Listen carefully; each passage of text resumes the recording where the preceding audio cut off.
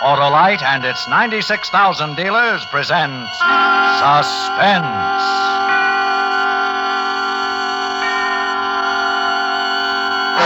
Tonight, Autolite brings you a story of murder in the roaring 20s, the Windy City Six, starring Mr. Fred McMurray and featuring Red Nichols and his 5 pennies.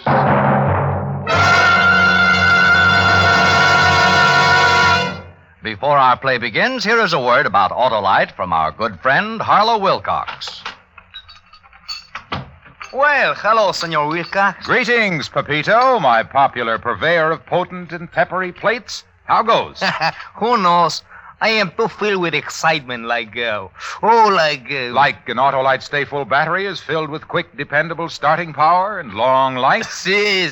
Well, why the glee, my merry muchacho? Could it be your Autolite Stay Full, the battery that needs water only 3 times a year in normal car use? Si, amigo. Because with it, I never worry. And what's more, Pepito, the Autolite Stay Full gives longer life, as proved by tests conducted according to accepted life cycle standards. This is longer than my father's siesta? There's no siesta with the Autolite Stay Full, Pepito. Those fiberglass mats protecting every positive plate prevent shedding and flaking and keep the Stay Full power-filled for you. For me? Sure. You and every motorist who visits his neighborhood Autolite battery dealer for an Autolite Stay Full, the battery that needs water only 3 times a year in normal car use. Because you're always right with Autolite. And now, with the Windy City Six and the performance of Mr. Fred McMurray, Autolite hopes once again to keep you in suspense.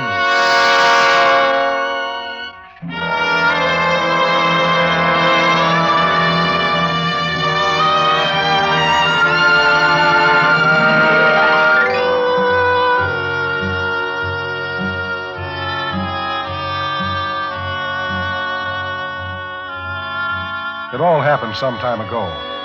By some time, I mean those days when moonlight on the Ganges was a must at the country club dance, when our Nertz was considered snappy repartee, when it wasn't entirely unfashionable to be seen in a raccoon coat complete with flask when the Harvards and the Yales met in deathless combat. Maybe it'll lose a little something in the translation, but it's worth a try.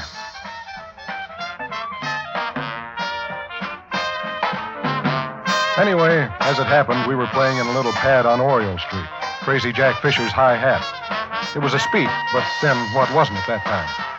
When the breeze was off the river, you could hear the riff notes of the Windy City Six blowing uptown.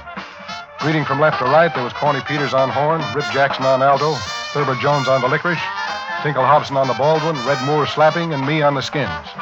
I'm Carstairs Hamilton, sometimes known as Rimshot, but more often as Ham. So we'll keep it that way.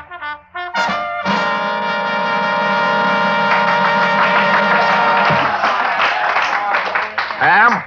Yeah, Corny? You booted the beat 3 times in that last set. What is it? Well, every time I slide a glimmer over at that skirt of table 13, my ticker skips a beat. Maybe my sticks caught the fever. Oh. Well, those 2 playboys with her are Bull Hurley and Red Rock Sparrow.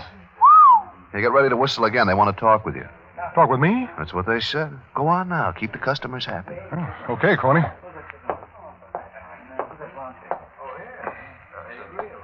Somebody said you wanted to see me. I guess maybe it was a mistake, so I'll just... Wasn't no mistake. Sit down. Yes, sir.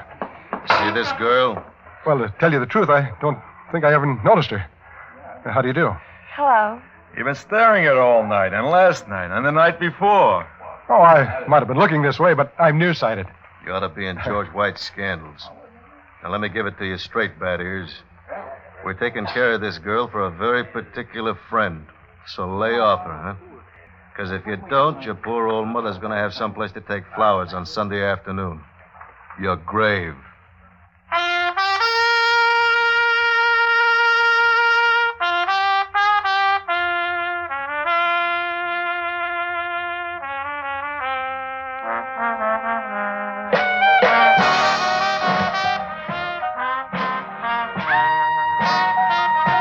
Back at my drums, I tried not to look at the girl, but I could still see her in my mind.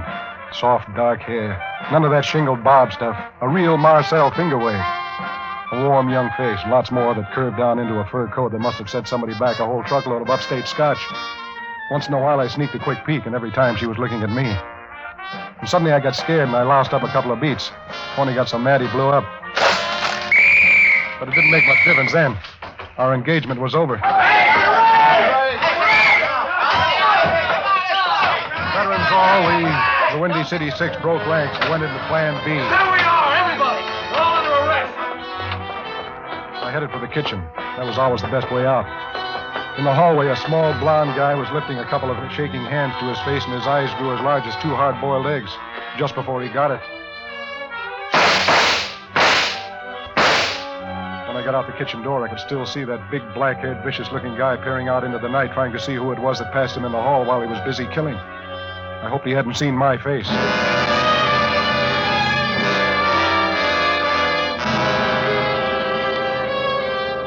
I ran for a while, and then I slowed down to a walk. The first few snowflakes of winter were starting to fall, and the world was pulling on that Wonderland slipover. I turned my Chesterfield collar up around my neck and noticed I was still holding a pair of drumsticks. I thought it over for a minute. Then I threw them into the darkness beyond the streetlight.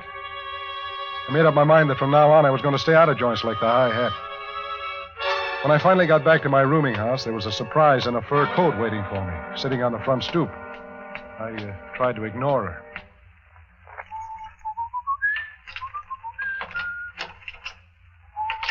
You blind or something?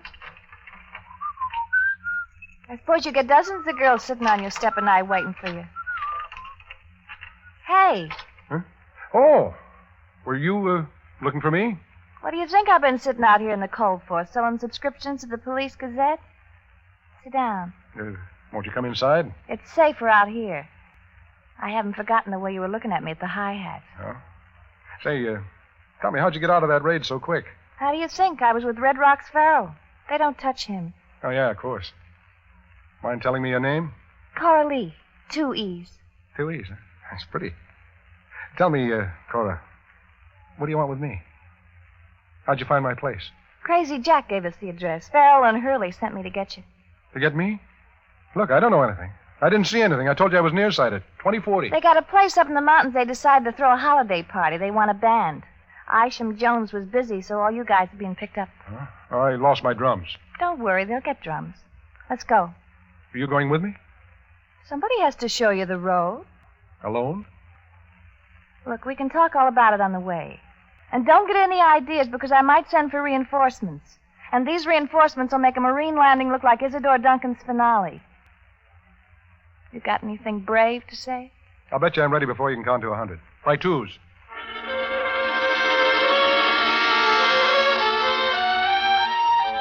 I put the chains on my old Marmon, buttoned up the isinglass curtains, cracked a bottle of antifreeze, and we started off. The snow was swirling down faster than ever and was better than 3 inches deep by the time we were 40 miles out of town. Cora was under a blanket, cuddled up next to me like she meant it, her head on my shoulder. But it wasn't as romantic as it sounds, because under the blanket, Cora was shaking. And it was the kind of shaking you don't get from being cold, but from being scared.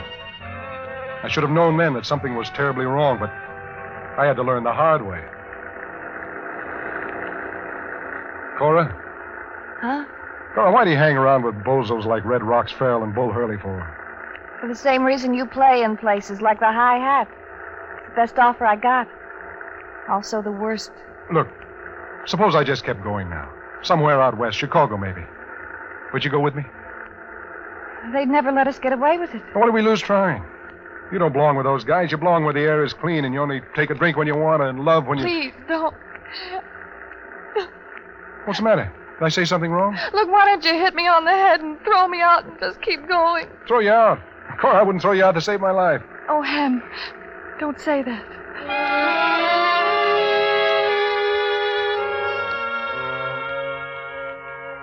About an hour later, we passed through the town of Norrisburg and arrived at a big private estate called Haywill Manor.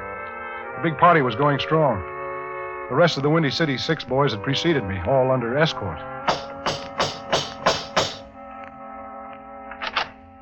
The man who answered the door was the one person I never wanted to see again. When I'd seen him last, he was killing a man at the High Hat. Well, Cora, I see you got him. You got a pretty smart way of leaving a raid in a hurry, Sonny. Kitchen door. I hope nothing happens to your luck. The kitchen door? I didn't go out the kitchen door. I always leave by the basement window. I hope for your sake you're right, Sonny. Mike, he's a genuine nice guy. Well, nice guy. I think you'll like this party. Lots of drinks, lots of girls, and lots of happy music, huh? Oh, sure. I'll do my best. Did you get my drums? Don't worry about drums. We don't have them. We'll give you a couple of skulls to be. Now go on, pour yourselves a drink and get warm. Cora, who is he? Big Mike Donovan. This is his place. He's to the rackets what Dempsey is to boxing. Yeah? Well, I'm going to tell you something about him. I hear that human life means nothing to him, that he'd kill So anybody. you heard it. Don't go broadcasting it all over the place. You want to stay alive, don't you? Well, it's always been one of my chief aims in life. Then keep what you know under your hat, you dumb drummer.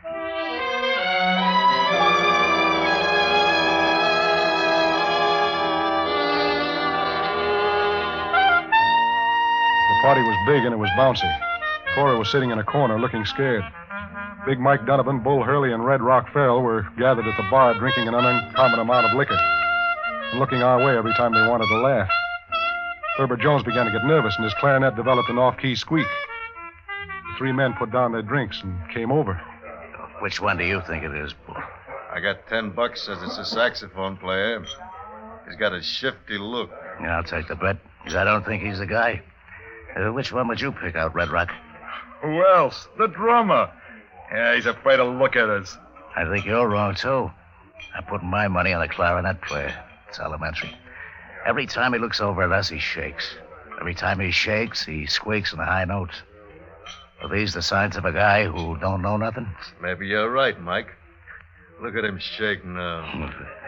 Hey, you, with the clarinet. Yes, Mr. Donovan? What's your name? Jones, sir. Thurber Jones. Well, Thurber Jones, me and Bull and Red Rocks think you're a lousy clarinet player. I'm doing my best, sir. We got an idea we can show you how to play it better. Come with us, huh?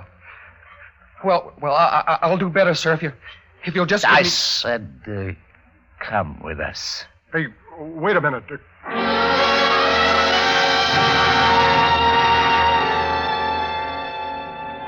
They walked outside, and that was the last time I ever saw Thurber Jones alive. The rest of us were as jumpy as cats, and we played for 2 hours without a break. Everybody was getting stoned, but I didn't dare take a drink. Then Big Mike called an intermission while they served the buffet dinner. But everybody was so drunk that nobody ate much.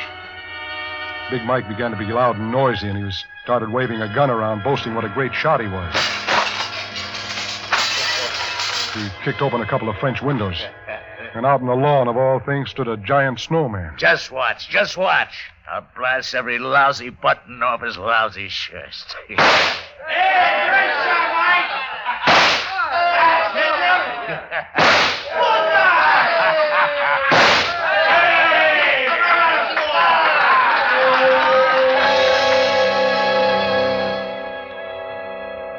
did it all right. 4 pieces of coal shattered and vanished into the snow. Everybody cheered and then turned back to the food and drinks. Everybody, that is, but me. I couldn't take my eyes off the snowman, because running down its crystal white front was red blood.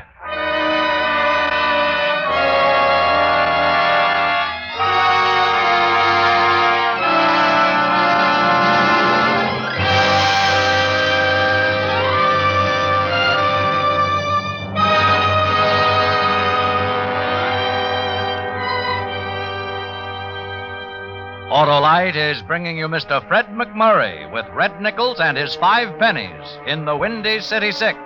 Tonight's production in radio's outstanding theater of thrills, Suspense.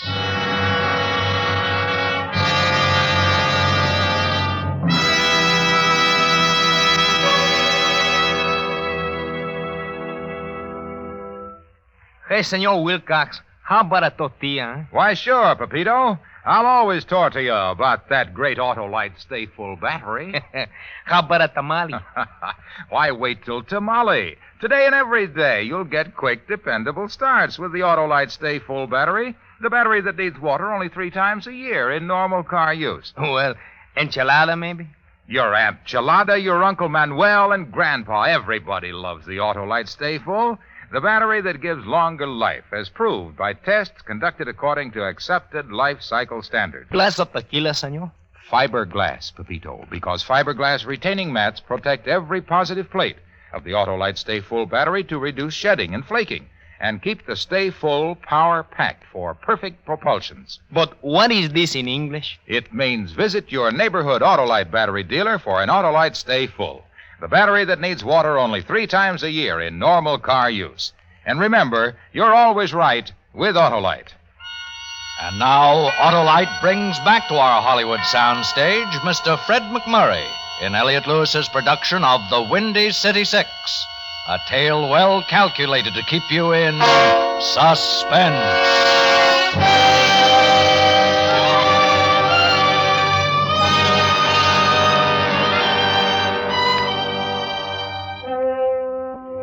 During the years of the Big Thirst, homicide was an art.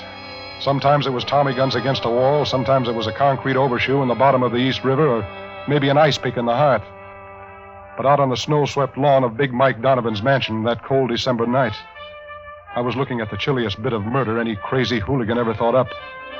A bleeding snowman. Only now it wasn't a snowman. Ham, you better get back inside. You'll freeze out here. Yeah. It's Thurber, Cora. Thurber Jones. Oh, the poor little guy. He played the sweetest clarinet east of St. Louis. He was always loaning money to guys. He loved everybody. He never hurt a soul. Who did it, Ham? Who did it? Who else but your playmate Donovan? But why, Ham? Why? You tell me why. You helped bring all of us up here, didn't you? Oh, but not for this. Believe me, Ham, not for this. I suppose you don't know that Mike Donovan killed a man in a high hat tonight. Well, I heard him bragging about it a while ago with somebody who hijacked a truckload of Mike's liquor. Well, somebody saw him. And I guess he figured it was one of us. Who saw him? I guess he thought it was Thurber. You mean it wasn't? I don't mean anything. I'm getting cold. Why don't you go back inside and join your killers? Ham. Go on. You work this side of the street for all the laughs you're going to get. Oh, Ham, I'm not the same as they are. I don't blame you for thinking what you do, but I wish you wouldn't. Yeah, all right. Let's just say the jury's still out on you. Look, I'll prove to you I'm not like them. Here, you'll need a fast car. What are these for? They're the keys to Mike's car. It's in the garage. Take it down to Norrisburg and come back with all the cops you can find. Hey, Bertie. That's Mike. Cora. That's Mike. Where are you? Oh, hurry, please, go. I want them to get what's coming to them. I want them to get it good. Yeah, but what about you? Hey, Cora. Who are you talking to out there? Come on back to the party, baby. Go on. Before all of you wind up like Thurber.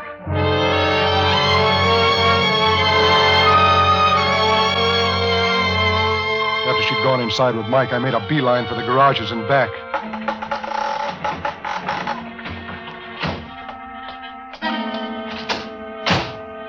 Just as I got the keys in the ignition, somebody... In case you don't know it, Flea Brain, this is Mike Donovan's car. Oh? Well, I guess I must have made a mistake. Hey, take that gun off my head, will you? Mike hires me to do nothing but sit in the back seat of his car. Now I might get a raise. Yeah, well, I always like to see somebody get ahead. The gun... I might get a raise because Mike wouldn't like you to leave his party without first you telling him what a nice time you had. Oh, you got me wrong. I was going to write him a bread and butter letter first thing in the morning, honest. About the gun. Shut up before I shove it through your stinking skull. Now start walking.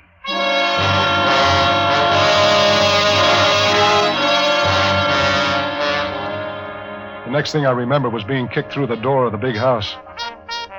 The party kept right on whirling. Nobody paid much attention. Nobody except the boys in the band, and they were beginning to get the idea.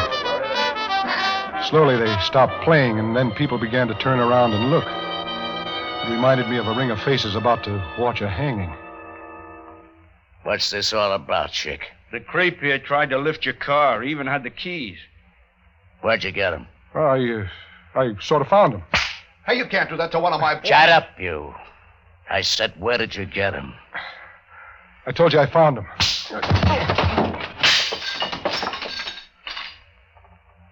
Where did you get him?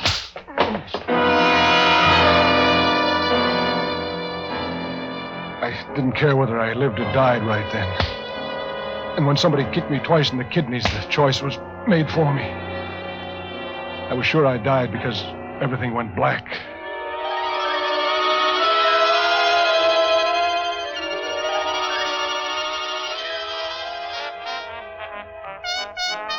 When I came to, I was still lying in the same place, and the party was still going on. Nobody even looked at me as I staggered to my feet and wiped the blood and the booze and the glass off the best I could. I stood there holding onto the bar, wondering what to do. Wondering what it was all about. Can you still walk, stupid? Huh? Yeah, I guess so. Then Charleston back to your drums and start playing. Okay. You know something, Blockhead? I didn't want him to stop. I think Big Mike's got something special in mind for you later.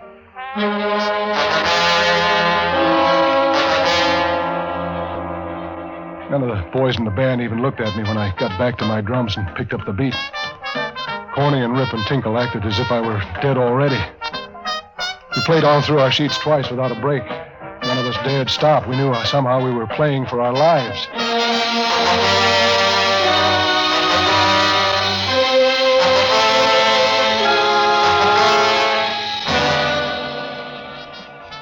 Eights is fine. Eights is fine. Come on, Ivory. Make that 8. 5 Sizzy cups on this one. I'll take it. Long about dawn, the party turned into a noisy crap game, and nobody paid much attention to our background music. Cora was with them, sort of moving in and around. I saw her whisper something in Bull Hurley's ear, and then later she did the same thing to Red Rocks. Then she sort of sauntered over by the band, not looking at us, but we all heard what she said. Boys, keep your eye on Mike Donovan. When he goes over to Red Rocks, get ready to move. It'll be your only chance to get out of here alive. Make it good. We all looked at each other and kept right on playing, waiting to see what she was talking about. Pretty soon it began to make sense. Are you Dirty Hill making a pass at my girl? I made a pass at your girl, Mike? Just told me that you and Red Rocks both made passes at her. And I'm gonna break both of your necks. No, wait a minute, Mike. That's our cue, boys. Everybody up. Mike, Don't forget your music sheets. Boys, this way, out through this door. Yeah, I got it. Come on, boys. Phew. This air feels good. Yeah, it'll feel better 100 miles from here. Where's your car, Ham? it's right over there, parked in front. Come on. Yeah, I'll be right with you. Go ahead. Cora, Go on, get out of here. You'll never have another chance. I'm not going without you. Come on, Ham. Don't just stand there. I'll be all right. Yeah, for how long? One of those ready boys in there will start shooting his guns again, and you might get in the line of fire. What if I do? I deserve it for being so dumb. And we'll all be killed if you don't move. Well, Cora? I'd only get you in trouble. Yeah, I believe you, but I want to take you anyway. Come on. Ham, for God's sakes. Look, lady, tell him you'll come with him, please. Oh, Ham, I wanted anything but a dumb $35 a week drum player. Oh, I get it. Well, that tears it. I'm washed. But I never knew how wonderful a dumb $35 a week drum player could be. Huh? I'm coming with you. We all scrambled over to my Marmon and climbed in. Red and Rip in the back seat, Cora in front, me at the helm, and Corny on the crank. Come on, baby. What's the matter with it, Ham? Well, it's 10 below zero. Give it another whirl. For God's sakes, make it go, Ham.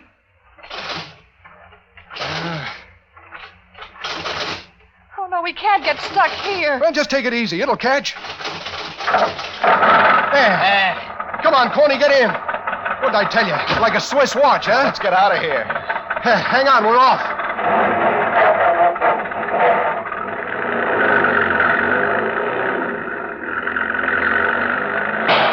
It's Mike. They're coming after us. Yeah. Anybody hit? No, but we're going to have to move faster than this. Well, don't worry. I've got her souped up to where she'll go 50. Hold on.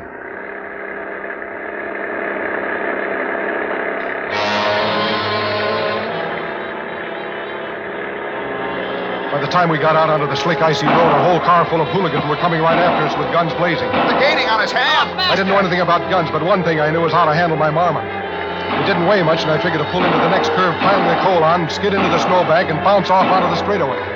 If that heavy Rolls tried to make it at the same speed and hit the snowbank, I was sure to go right on through. Ham, look out, the curve. Grab on, kids. This is it.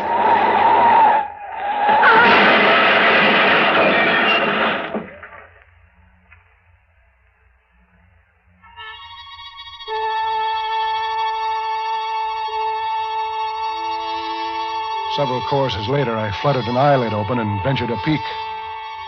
Somewhere I'd miscalculated, because we were now stacked against a giant tree right on the edge of the road looking down into the valley. And down there, 100 feet below us, was a pile of something that had once been a rich, expensive automobile full of rich, cheap thugs.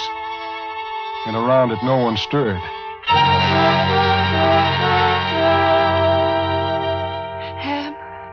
Oh, darling, are you all right? Yeah. Yeah, I guess so, Cora. How about you? I'm all right. How about the rest of you? I'm okay. Shaken up, that's all. I busted my lip. Look. I'll never put my bass back together again. Well, at least we're all alive. Except poor Thurber. Well, what do you say we get out and take a walk into town? This is a job for the John Laws.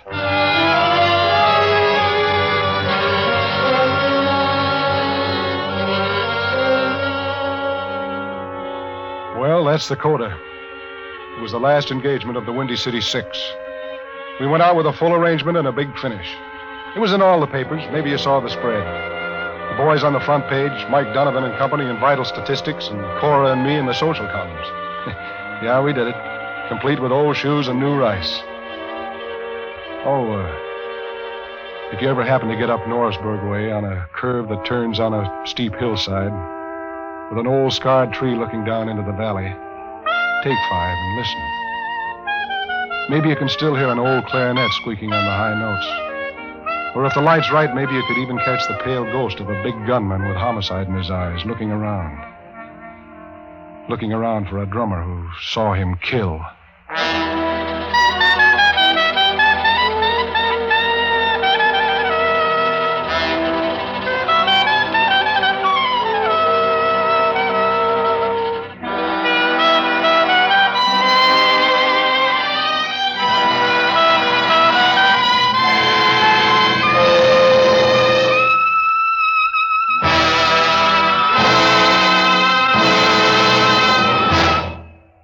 Suspense, presented by Autolite.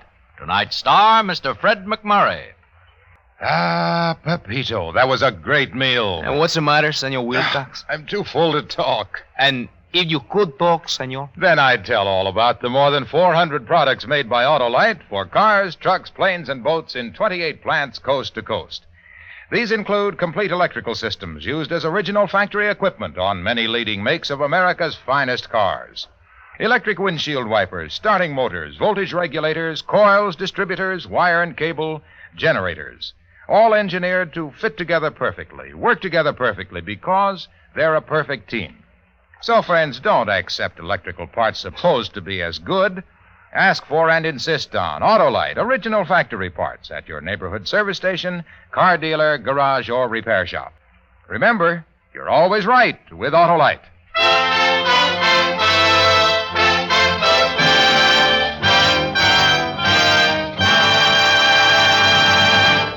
Next week, we celebrate the return of the First Lady of Suspense, Miss Agnes Moorehead, in a play we call The Death Parade. And then on February 22nd, in answer to your many requests, Backseat Driver, repeated for you with its original stars, Fibber McGee and Molly, all on Suspense. Suspense is produced and directed by Elliott Lewis, with music composed by Lucien Morawek and conducted by Lud Gluskin. Portions of this program were transcribed. Tonight's cast included Mary Jane Croft and Edmund MacDonald. The Windy City Six was written for Suspense by E. Jack Newman and John Michael Hayes. Fred McMurray may currently be seen in the RKO picture Never a Dull Moment. And remember, next week on Suspense, Miss Agnes Moorehead, as a woman who finds a letter warning of death and has only 3 hours to deliver it.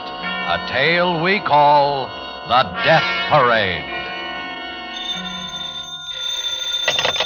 You can buy Autolite Stay-Full batteries, Autolite Standard-type or Resistor-type spark plugs, Autolite electrical parts at your neighborhood Autolite dealers. Switch to Autolite. Good night. Nearly half of the people who died in America last year were victims of heart disease, our number one killer. This week, the American Heart Association appeals for your support to combat and conquer this scourge. Send your contributions to Heart, care of your local post office. This is CBS, the Columbia Broadcasting System.